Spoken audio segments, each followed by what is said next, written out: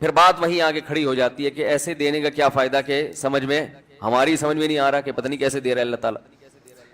تو یاد رکھیں اللہ تعالیٰ کے دینے کا انداز تھوڑا مختلف ہے. وہ کیا ہے؟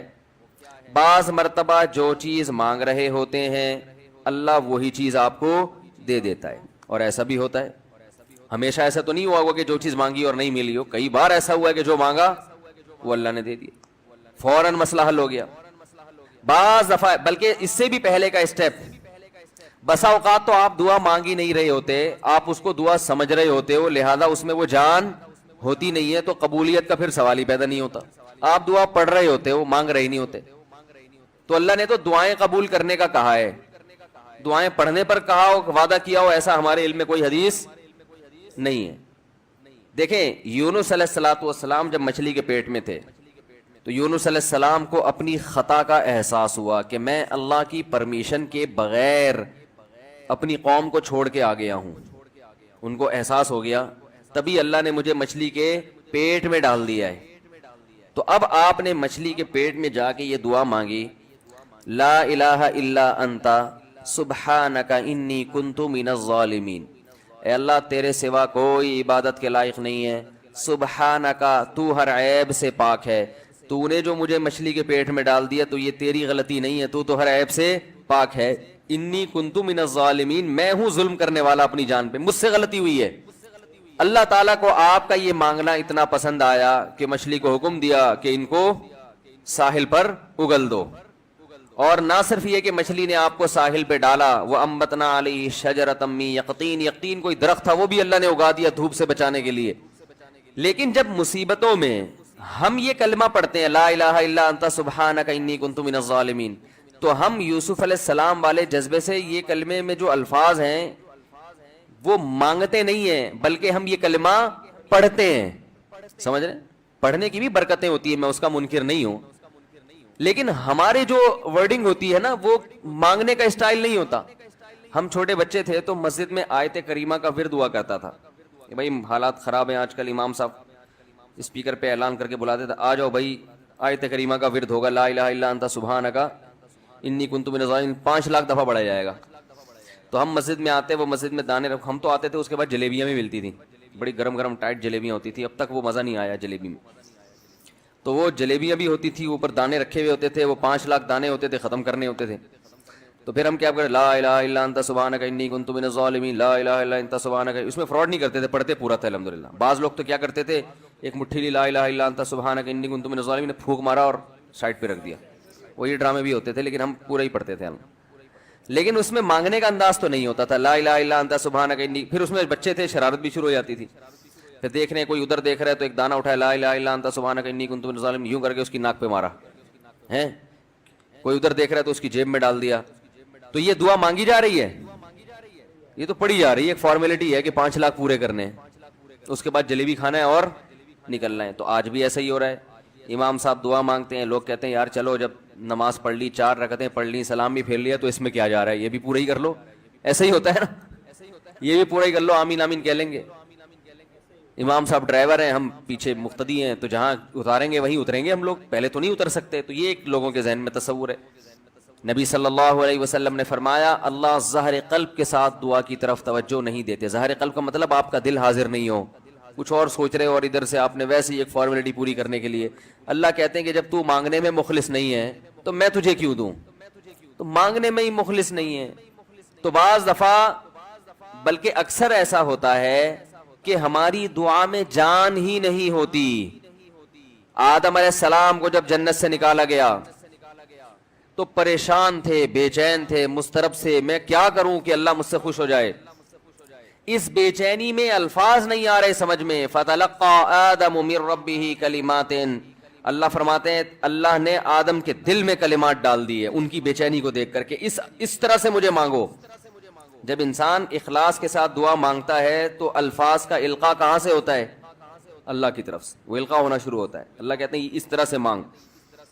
حضرت حکیم اختر صاحب رحمہ اللہ تعالیٰ نے ایک واقعہ بیان کیا, فرمایا کہ ایک شخص نے حرم میں, انہوں نے دیکھا یا کسی اور بزرگ نے دیکھا کہ حرم میں ایک شخص اللہ سے دعا مانگ رہا ہے گناہوں کی معافی کے لیے, اور اللہ سے کہہ رہا ہے کہ اے اللہ اگر تو میرے گناہ معاف کر دے گا تو بھی خوش ہوگا اور تیرے حبیب محمد صلی اللہ علیہ وسلم بھی خوش ہوں گے کہ ایک آدمی کی بخشش ہو رہی ہے، اور تیرا یہ بندہ بھی خوش ہو جائے گا۔ اور اگر معاف نہیں کرے گا تو بھی خوش نہیں ہوگا، کیونکہ اللہ کو جہنم میں ڈال کے خوشی تو ہوتی نہیں ہے بندوں کو، اور تیرے حبیب محمد صلی اللہ علیہ وسلم کو پتہ چلے گا وہ بھی خوش نہیں ہوں گے، اور میں بھی خوش نہیں ہوں گا۔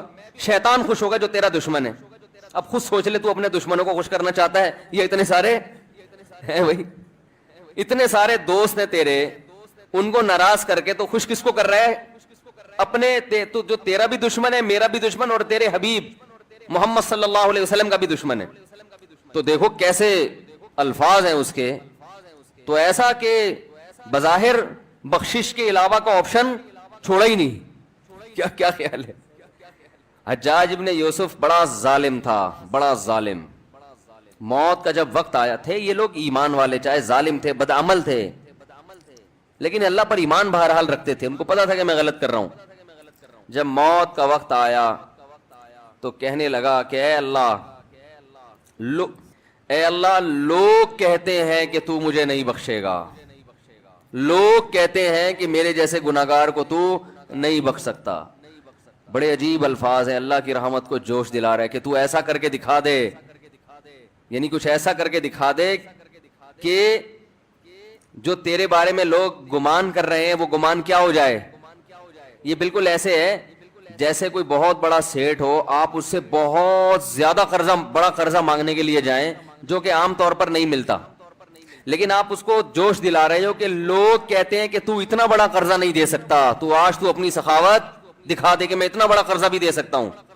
تو مرتے ہوئے کیا کہنے لگا کہ اللہ یہ پبلک کہہ رہی ہے کہ تو مجھے نہیں بخش سکتا، یعنی یہ تیری رحمت کو چیلنج کر رہی ہے کہ اتنے بڑے گناہگار کو نہیں بخشے گا اللہ، تو آج کیا کر لے تو یہ دکھا دے اپنی رحمت سے کہ میں اتنے بڑے گناہگار کو بھی معاف کر سکتا ہوں۔ اب پتہ نہیں اللہ نے معاف کیا نہیں کیا، وہ تو اللہ کا معاملہ اور حجاج بن یوسف کا معاملہ، لیکن علماء کہتے ہیں یہ اس نے الفاظ بڑے ڈینجرس کہے ہیں مرتے وقت۔ ڈینجرس کا مطلب یعنی دوسرے معنی میں ایسے ہے کہ اس نے اللہ کی عرش کو ہلا دیا ہوگا۔ اللہ کو مانگنا اتنا پسند ہے، پہلی بات تو یہ ذہن میں رکھیں کہ اس سے بڑی کوئی عبادت نہیں ہے دعا سے، اور دعا سے مشکل کوئی عبادت نہیں ہے۔ نماز پڑھنا آسان ہے، زکوٰۃ دینا آسان ہے، روزہ رکھنا بھی آسان، سب سے مشکل کام کیا ہے؟ دعا مانگنا۔ اسی وجہ سے ہم نے جن لوگوں کو دیکھا کہ وہ واقعی دیندار ہیں، اللہ والے ہیں، ہم نے صرف انہی کو دعائیں مانگتے ہوئے دیکھا ہے۔ عام لوگوں کو ہم نے دعاؤں کو اتنا فوکس کرتے ہوئے نہیں دیکھا، وہ دوسری چیزوں کو زیادہ فوکس کرتے ہیں، دعاؤں پہ زیادہ زور نہیں ہوتا ان کا۔ وظیفوں پہ تو ہوگا صبح شام، یہ والا اتنی دفعہ، وہ والا اتنی دفعہ، وہ بھاگ گئی واپس آ جائے اس کے لیے اتنی دفعہ، وہ جا نہیں رہی اس کے لیے اتنی دفعہ، یہ وظیفوں پہ تو ہوگا زور۔ ایسے ہوتا ہے نا ہاتھ اٹھا کے اللہ سے گڑگڑا کے مانگا جائے، یہ چیزیں کم۔ میں جب حج پہ گیا تو اپنے شیخ مرشد کے ساتھ تھا، پہلے ہی ہم نے ان کو دیکھا تھا بہت زیادہ دعائیں مانگتے ہیں، وہ بہت زیادہ ان کا دعاؤں میں دل لگتا ہے، بہت دعائیں مانگتے ہیں۔ تو مجھے کسی نے بتایا کہ یہ جب بیت اللہ کو دیکھتے ہیں تو اتنی لمبی دعا مانگتے ہیں کھڑے کھڑے کہ تم ان کے ساتھ ٹھہر نہیں سکتے۔ میں نے کہا کیوں نہیں ٹھہر سکتے؟ ہم جوان ہیں، ان کی عمر زیادہ ہو گئی اور ان کو کچھ بیماریاں بھی ہیں۔ تو میں نے کہا ہو جائے مقابلہ پھر، ٹھیک ہے نا، دیکھتے ہیں کون زیادہ لمبا ٹھہر لیتا ہے۔ تو جب بیت اللہ پہنچے، ان کی نظر بیت اللہ پہ پڑی، ذرا قریب گئے۔ یہ جو کہتے ہیں نا بیت اللہ پہ نظر پڑتے ہی وہیں ٹھہر جاؤ، شروع ہو جاؤ، ایسا نہیں ہے۔ بیت اللہ پہ اگر نظر پڑی ہے آپ کی تو کوئی بات نہیں، اور قریب چلے جائیں۔ کوئی دوسرا عمل کرنے سے پہلے دعا مانگیں۔ پہلی نظر کا مطلب یہ ہوتا ہے کہ جب نظر پڑی ہے تو اب طواف شروع کرنے سے پہلے یا کوئی دوسرا عمل کرنے سے پہلے آپ جا کے دعا مانگیں، تو وہ دور سے نہیں بلکہ جتنا قریب جا کے مانگیں اتنا زیادہ اچھا۔ لوگ کیا کرتے ہیں، یوں منہ نیچے کر کے جا رہے ہوتے ہیں کہ پہلی نظر پڑ گئی تو پھر دعا کا موقع نکل جائے گا، تو یوں وہ ٹکرا بھی جاتے ہیں۔ کچھ نہیں ہوتا، نظر پڑ جائے تو اور تھوڑا قریب جائیں، قریب جا کے دعا مانگیں۔ تو ان کو ہم نے دیکھا کہ انہوں نے دعا مانگنا شروع کی، میں بھی کھڑا ہو گیا ساتھ میں، ہم نے کہا چلو ہم بھی مانگتے ہیں۔ تو وہ اتنی دیر تک حالانکہ کمر میں بھی تکلیف، بیماریاں بھی ہیں، شوگر بھی ہے، تو بالآخر میں نے ہتھیار ڈال، میں نے کہا میں اتنی دیر کھڑا نہیں ہو سکتا۔ اور میں پھر اب بیٹھتے ہوئے شرم بھی آ رہی تھی کہ وہ بولیں کہ میری عمر زیادہ ہے اور یہ دیکھو ابھی جوان، شادیاں تو کرتا رہتا ہے، تو یہ کیا شادیاں کرے گا جو اب کھڑا نہیں ہو سکتا اتنی دیر۔ تو وہ اتنی دیر ہو گئی تو میں بیٹھ گیا واقعی، تو کئی ایسے ہمارے اکابر گزرے ہیں، بزرگ گزرے ہیں، 1 گھنٹہ 2 گھنٹہ 3 گھنٹہ مرکز میں، تبلیغی مرکز میں کسی نے بتایا کہ ایک بزرگ کو میں نے دیکھا صبح اشراق کے وقت دعا مانگنا شروع کی ہے اور ظہر کی نماز میں اٹھے، اشراق کے وقت دعا مانگنا شروع کی اور کب اٹھے؟ یہ وہ لوگ تھے جن کا دعاؤں میں دل لگتا تھا۔ اب بتائیں دعا مشکل عبادت ہے یا نہیں ہے؟ حضرت عمر رضی اللہ تعالی عنہ کا قول ہے، فرماتے ہیں کہ مجھے اس بات کی پرواہ نہیں ہوتی کہ میری دعا قبول ہو رہی ہے کہ نہیں ہو رہی، مجھے اس کی فکر رہتی ہے کہ دعا مانگنے کی توفیق مل رہی ہے کہ نہیں مل رہی، کیونکہ اللہ جب ناراض ہوتا ہے نا کسی سے، مانگنے کی توفیق چھین لیتا ہے اللہ تعالیٰ، اور مانگنے کی توفیق دی ہوئی، اس کا مطلب اگر ناراض ہے بھی تو اتنا زیادہ نہیں ہے، تھوڑا بہت ہے، وہ تلافی چاہتا ہے کہ آپ کر لو۔ مانگنے کی توفیق ملنا اس کی علامت ہے کہ اللہ اگر ناراض بھی ہے تو بہت زیادہ نہیں روٹھا ہوا، بلکہ اس نے سوری کا آپشن دیا ہوا ہے کہ چلو مانگ کے اپنا منا لو، مجھے کسی بھی طریقے سے راضی کر لو۔ دعا کا اس قدر فائدہ ہوتا ہے انسان کو، اس قدر فائدہ ہوتا ہے، آپ مانگنا شروع کریں زندگی چینج ہونا شروع ہو جائے گی، آپ کی زندگی میں تبدیلی آنا شروع ہو جائے گی۔ جتنا تعلق اللہ کے ساتھ دعا کے ذریعے بنتا ہے، اتنا تعلق کسی اور چیز سے نہیں بنتا۔ دیکھو کسی سے دوستی کرنا چاہتے ہو، دوستی کا سب سے بہتر طریقہ کیا ہے؟ اس سے گپ شپ شروع کر دو، یہی طریقہ ہے نا بھائی۔ آپ کا دوست کون ہے؟ وہ جس سے آپ کی گپ شپ زیادہ ہوتی ہو، اسی سے دوستی ہوگی نا۔ اب آپ بتا رہے ہیں یہ میرا جگری دوست ہے، بہت پرانا دوست ہے، میں پوچھوں گا آپ سے بھائی یہ دوستی کیسے ہوئی؟ یہ دوستی بھائی ایسے ہوئی کہ میں جس کالج میں پڑھتا تھا وہیں یہ بھی یہی پڑھتا تھا، تو کیا کرتے تھے آپس میں کوئی بات چیت ہوتی تھی؟ بات چیت تو نہیں ہوئی کبھی زندگی میں، تو پھر دوستی کیسے ہو گئی؟ پڑھتے تو بہت سارے لوگ ہیں۔ دوستی کے لیے سب سے پہلی چیز کیا ہے؟ بات چیت۔ دعا میں انسان بات چیت شروع کر دیتا ہے، کس کے ساتھ؟ اللہ کے ساتھ، تو اللہ اور بندے کا کنیکشن مضبوط ہونا شروع ہو جاتا ہے۔ اس لیے اہل اللہ کو تو اس کی پرواہ نہیں ہوتی کہ میری دعا قبول ہو بھی رہی ہے کہ نہیں ہو رہی ہے، وہ کہتے ہیں ہمیں مانگنے کی توفیق مل رہی ہے۔ معذرت کے ساتھ تھوڑی میں ابیوز لینگویج استعمال کرتا ہوں کہ بھاڑ میں جائے قبول ہونا، ٹھیک ہے نا، ہمیں تو اس بادشاہ کے دربار میں ہاتھ پھیلانے کی توفیق مل رہی ہے، بس ہمارے لیے اتنا کافی ہے، تعلق بحال ہے ہمارا اس سے۔ تو میں یہ عرض کر رہا تھا کہ کبھی ہماری جو دعائیں قبول نہیں ہوتی بسا اوقات اس کی وجہ یہ ہوتی ہے کہ ہمارا وہ عمل دعا ہوتا ہی نہیں ہے۔ جب دعا ہی نہیں ہوتا تو پھر اس میں قبولیت کہاں سے آ گئی؟ وہ تو ہم پڑھ رہے ہوتے ہیں الفاظ رٹا لگا کے ایک چیز کو، یعنی ایک پڑھنے کے انداز میں ہوتی ہے، وہ اس میں جذبات ہی نہیں ہوتے۔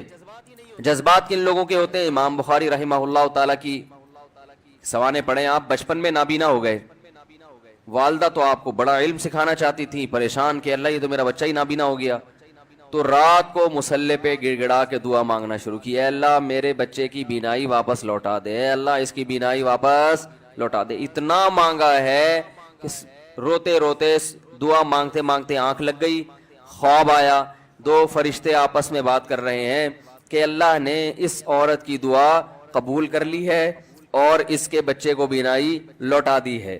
جب آنکھ کھلی ہے تو دیکھا کہ بچے کی بینائی واپس لوٹ چکی تھی، بینائی واپس لوٹ چکی تھی۔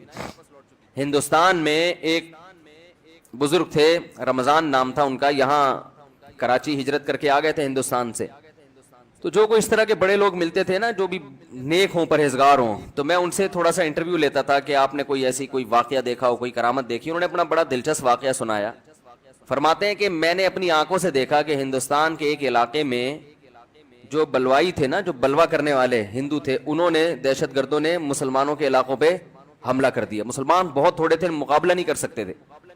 کہتے ہیں کہ ایک بزرگ تھے وہیں کہیں مظاہر علوم کے یا دیوبند کے، مقصد میرا یہ نہیں ہے کہ وہ دیوبند کے علاوہ کوئی بزرگ نہیں ہوتا، وہ چونکہ واقعہ ان کا اس لیے، کوئی لوگ اس پہ بھی کہتے ہیں کہ اپنے مسلک کو وہ کرنا ہے، وہ اتفاق سے تھے وہاں کے، تو اس لیے میں نے بول دیا۔ تو وہ مکان کی چھت پہ کھڑے ہو گئے اور اللہ سے دعا مانگنے لگے، بہت گڑ گڑا کے دعا مانگی انہوں نے کہ اللہ ان لوگوں کے شر سے ہمیں بچا لے۔ تو یہ جو واقعہ سنانے والے تھے نا، انہوں نے مجھے خود بتایا، کہتے میں نے اپنی آنکھوں سے دیکھا کہ گھوڑوں پہ آسمان سے فرشتے نازل ہو رہے ہیں اور ان کے ہاتھ میں بڑی بڑی راڑیں ہیں، گزن ہیں، اور وہ زمین پہ نازل ہو کر انہوں نے ان بلوائیوں کے خلاف حملہ کر دیا، مارا ان کو۔ میں نے جب یہ واقعہ ایک دفعہ بیان کیا تو یوٹیوب پہ جب یہ واقعہ گیا تو اس علاقے کے جو مسلمان تھے ان کے کمنٹس آئے کہ یہ واقعہ یہاں پر ہوا ہے اور اس گاؤں میں ہوا ہے. اگر اسلام میں صرف یہی حکام ہوتے نا غریبوں کو کھانا کھلاؤ, بیواؤں کی مدد کرو, تو پھر غلامی کہاں سے ثابت ہوتی؟ یہ کیسے پتہ چلتا ہے یہ اللہ کو مان کے کر رہا ہے, یہ اللہ کی مانے بغیر اپنے جذبے سے؟ اللہ نے علامت بتا دی کہ کچھ احکام ایسے دوں گا, پیسہ بڑا خرچ ہوگا, محنت بہت ہوگی, آؤٹ پٹ بظاہر کچھ بھی نہیں ہوگا اس کا, وہ ہے قربانی ہے. تو میں وہ مثال دے رہا تھا, قربانی ہے, حج ہے, اور بہت سارے احکام ہیں. تو میں یہی سمجھا رہا تھا کہ آپ بل گیٹس کو یہ کہیں کہ 100 دفعہ صبح پڑھا کرو لا الہ الا اللہ وحدہ لا شریک لہ لہ الملک ولہ الحمد یحیی و یمیت, کہ وہی اللہ ہے جو زندگی دیتا ہے, وہی اللہ ہے جو موت دیتا ہے. ڈاروین کو نکالو اپنی کھوپڑی سے, وَهُوَ عَلَىٰ كُلِّ شَيْءٍ قَدِيرٌ, اور وہ ہر چیز پر قدرت رکھتا ہے. کامیابی کے اسباب میں ناکام کر دے, ناکامی کے اسباب میں کامیاب. کیونکہ سائنسدان یہ بات بھی نہیں مانتے, کہتے ہیں آپ کے پاس اگر اسباب کامیابی کے ہیں تو سکسیس آپ کا مقدر ہے. کہتے ہیں نا اسٹرگل اسٹرگل. آج کل تو موٹیویشنل اسپیکر ایک نمبر کے بہت سارے, سب نہیں پھینکو ہوتے ہیں. اسٹرگل, میں جو یہاں تک پہنچا اسٹرگل کی وجہ سے پہنچا, محنت کی ہے. آپ بھی محنت کریں. کیا ہوگا بھائی محنت کر کے؟ کہیں یہ دیکھو نا اتنے کامیاب لوگ, تو ان کو بتایا کرو ہم بہت سارے جانتے ہیں محنت کی اور کچھ بھی نہیں ملا, دھیلا بھی نہیں ہاتھ آیا. وہ کہتے ہیں یار ہم سے تو وہ وسیم گولے گنڈے والا اچھا ہے. ٹھیک ہے نہ ایک دن اسکول پڑھا اس نے, کچھ بھی نہیں ہو, اور آج امریکہ کا ویزا لگ گیا اس کا. بعض دفعہ آپ نے کچھ بھی پاکستان میں تو یہ صبح شام نظر آ رہا ہے, کچھ بھی محنت نہیں کی, نمبر آپ کے 100 مل گیا, اس کا پرچہ غلطی سے اس کے نمبر ادھر چلے گیا, اس کے نمبر تو ہوتا رہتا ہے. موٹیویشن کہاں گئی؟ تیل لینے. تو آپ بل گیٹس کو بولیں کہ وَهُوَ عَلَىٰ كُلِّ شَيْءٍ قَدِيرٌ, یہ 100 دفعہ صبح پڑھا کرو. بل گیٹس بہت اچھا ہے, ساری دنیا کہتی ہے, ہم بھی کہتے ہیں دنیا کے لحاظ سے بہرحال اچھا ہے, بڑے کہتے ہیں اسپتال بنائے ہیں اس نے. تو بل گیٹس, اللہ کہتا ہے نہیں اچھا نہیں. اب میں اس کو بتا رہا ہوں اللہ کیوں نہیں مان رہا. اللہ کہتے ہیں اگر یہ ایمان پر مرا تو بہت اچھا ہے, ایمان کے بغیر مرا اللہ کہتے ہیں اچھا نہیں. کیوں اچھا نہیں ہے؟ اس کی وجہ یہ ہے کہ آپ بل گیٹس سے کہیں تم 100 دفعہ صبح اللہ کی اس طرح سے حمد و ثنا کرو. بل گیٹس کہے گا اس سے لوگوں کو کیا فائدہ ہوگا, مجھے وہ کام بتاؤ جس سے میری ذات کو کوئی فائدہ ہو, یا گوگل کا سافٹ ویئر مزید اپڈیٹ ہو جائیں, یہی ہے نا, یا کوئی اس سے میرے جراثیم مر جائیں گے, یا کووڈ دنیا سے ختم ہو جائے گا, یا کچھ نہیں مجھے روحانی سکون ملے گا, کچھ بھی ہو. ہم کہیں گے نہیں اس سے اللہ خوش ہوگا, تو وہ مان لے گا آپ کی بات, کہے گا بھائی یہ ٹائم ویسٹنگ ہے یار. بیٹھے میں صبح لگے میں لا الہ الا اللہ وحدہ لا شریک لہ الملک ولہ الحمد وہو علی کل شیء قدیر, لا الہ الا اللہ وحدہ لا شریک لہ لہ الملک ولہ الحمد وہو علی کل شیء قدیر. 100 دفعہ. ہمارے نبی نے کیا فرمایا, جو یہ تسبیح صبح 100 دفعہ پڑھے گا اتنی نیکیاں اپنے اعمال میں جمع کرے گا کہ اس سے زیادہ نیکیاں اس دن وہی کر سکتا ہے جو اس سے بھی زیادہ دفعہ پڑھ لے. کیوں؟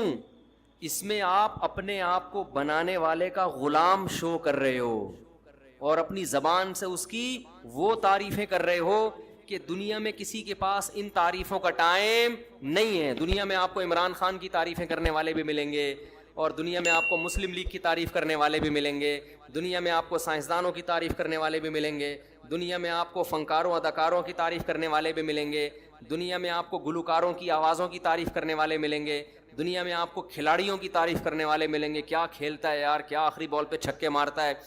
دنیا میں آپ کو باڈی بلڈروں کی تعریف کرنے والے بھی ملیں گے, یار کیا خوبصورت اسپیڈ بریکر بنائے ہوئے ہیں اس نے اپنی باڈی میں, ہیں بھائی.